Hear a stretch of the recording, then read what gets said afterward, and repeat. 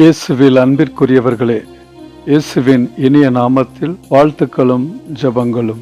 12/4/2025 இன்று தவக்காலம் 5ஆம் வாரம் சனிக்கிழமை. இன்றைய முதல் வாசகம் இறைவாக்கினர் எசேக்கியேல் நூலிலிருந்து. இதோ நான் இஸ்ரவேலர் சிதறுண்ட நாடுகளிலிருந்து அவர்களை அழைத்து எம்மருங்கு நின்றும் கூட்டிச் சேர்த்து அவர்களின் சொந்த நாட்டிற்கு கொணர்வேன். இஸ்ரவேலின் மலைகள் மீது அவர்களை ஒரே நாட்டினராக்குவேன். அவர்கள் எல்லாருக்கும் ஒரே அரசன் இருப்பான். அன்பிற்குரியவர்களே, கடவுள் இஸ்ரவேல் மக்களோடு செய்த உடன்படிக்கையை இன்றைய முதல் வாசகத்தில் நாம் வாசிக்க கேட்கிறோம். நான் அவர்களுடன் நல்லுறவு உடன்படிக்கை செய்து கொள்வேன். அது அவர்களுடன் என்றென்றும் நிலைத்திருக்கும். நான் அவர்களை நிலைபெறச் செய்து அவர்களை பெருகச் செய்வேன். என் தூயகத்தை அவர்கள் நடுவே என்றென்றும் நிலைக்கச் செய்வேன். என் உறைவிடம் அவர்கள் நடுவே இருக்கும். நான் அவர்களுக்கு கடவுளாயிருப்பேன். அவர்கள் எனக்கு மக்களாயிருப்பர். என் தூயகம் அவர்கள் நடுவே என்றென்றும் நிலைத்திருக்கையில் இஸ்ரவேலை தூய்மைப்படுத்துபவர் ஆண்டவராகிய நானே என வேற்றினத்தார் அறிந்து கொள்வர் என்று இன்றைய முதல் வாசகம் இஸ்ரவேல் மக்களுக்கும் கடவுளுக்கும் இடையே நடைபெற்ற நிலையான உடன்படிக்கையை நினைவு கூறுகின்றது. அன்பிற்குரியவர்களே, இறைவனுடைய திட்டங்கள், அவருடைய செயல்கள் அனைத்தும் வியக்கத்தக்கவையாய் இருக்கின்றன. மக்களினத்தாரே, ஆண்டவரின் வாக்கை கேளுங்கள். தொலையுள்ள கடலோர பகுதிகளில் அதை அறிவியுங்கள். இஸ்ரவேலை சிதறடித்தவரே அதை கூட்டிச் சேர்ப்பார். ஆயர் தம் மந்தையை காப்பது போல அதை காப்பார் என்று சொல்லுங்கள் என்று திருப்பாடல்.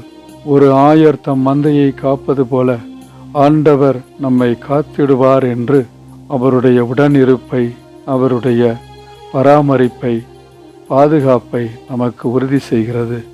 இறைவன் நம்மை தேடி வருகின்றவராக, நம்மை அரவணைக்கின்றவராக, நம்மை ஒன்று சேர்க்கின்றவராக இருக்கின்றார். நம்மிடையே உள்ள வேறுபாடுகளை களைந்து புதியதொரு படைப்பாக நம்மை உருமாற்றுகிறவராக இறைவன் இருப்பதை இன்றைய திருப்பாடல் நமக்கு உணர்த்துகின்றது. இன்றைய நற்செய்தியிலே லாசரை உயிர்ப்பித்து இயேசு செய்த புதுமையை குறித்து மக்கள் வியக்கின்றனர். மரியாவிடம் வந்திருந்த யூதர் பலர் இயேசு செய்ததை கண்டு அவரை நம்பினர்.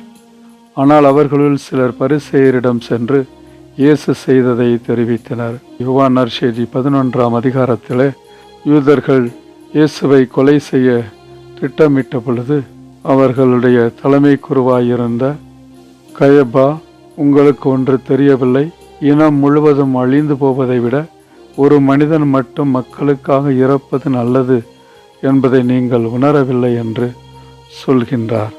அன்றிலிருந்தே அவர்கள் இயேசுவை கொன்றுவிட திட்டம் தீட்டினார்கள் என்று இன்றைய நற்செய்தி குறிப்பிடுகின்றது.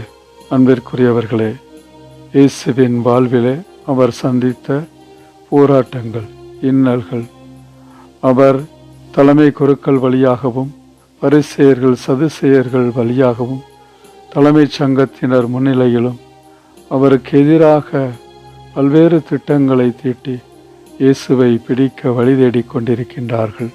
அடுத்த வாரம் புனித வாரத்தில் நாம் இயேசுடைய பாடுகளை இன்னும் சிறப்பான விதத்தில் நினைவு கூர்ந்து கொண்டாடவும், இயேசு நமக்கு கொடுத்த மீட்பை நாம் புரிந்து கொண்டு அவரிடம் இறைவேண்டல் செய்யவும், நம்மையே இறைவனுக்கு அர்ப்பணிக்கவும், உலகத்தின் அமைதிக்காகவும் இறை அன்பிற்கு சாட்சியாக நாம் வாழவும் இன்றைய நற்செய்தி நம்மை அழைக்கின்றது. சிதறி வாழ்ந்த கடவுளின் பிள்ளைகளை ஒன்றாய் சேர்ப்பதற்காக கிறிஸ்து இறக்கப் போகிறார் என்பதை நற்செய்தி நமக்கு சுட்டி காட்டுகின்றது.